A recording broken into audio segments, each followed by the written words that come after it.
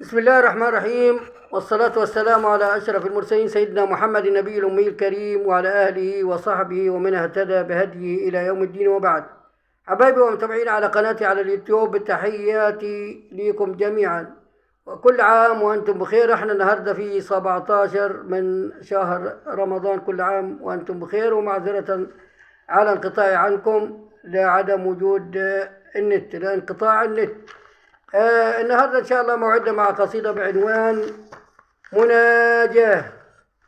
بقول فيها: إلهي دعوتك يا إلهي فاستجب، فبابك مفتوح وغير بابك قد حجب. أدعوك ربي قائما أو قاعدا، أدعوك في شهر الربيع وفي رجب.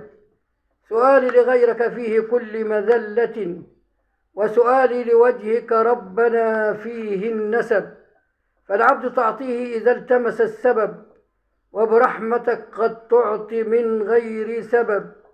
وجميع خلقك قد أتيت برزقهم، سبحانك دون عناء أو تعب. فالعبد يلتمس السبيل في رزقه، وترزق ربي حيثما لا يحتسب.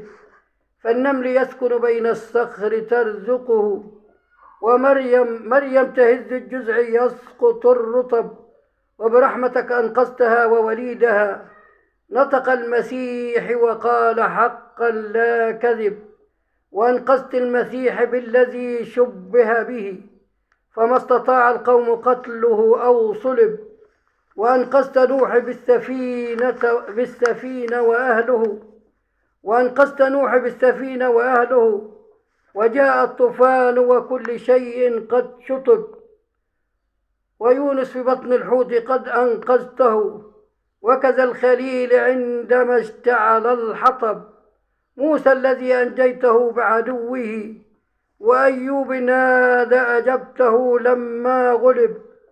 وزكريا نادى ربنا فأجبته، ووهبته يحيى الحصور كما أحب. وحبيبك لما استغاث بوجهك أكرمته بمعراج يتخطى الحجب.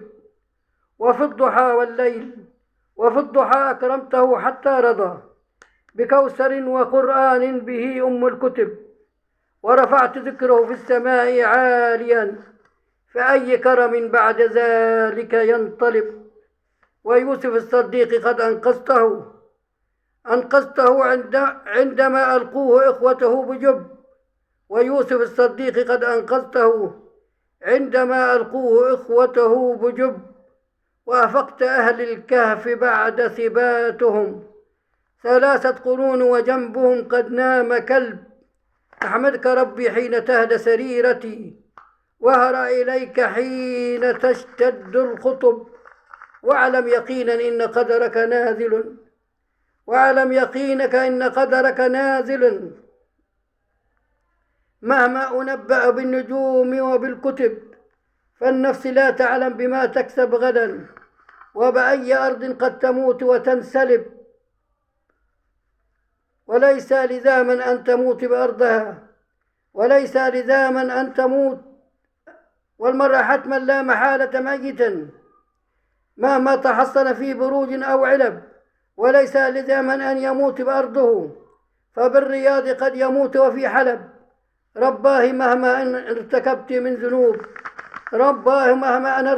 من ذنوب، فبرحمتك تمحو الخطايا وكل ذنب. ربي دعوتك لا تردني خائبا، نجينا يا ربنا من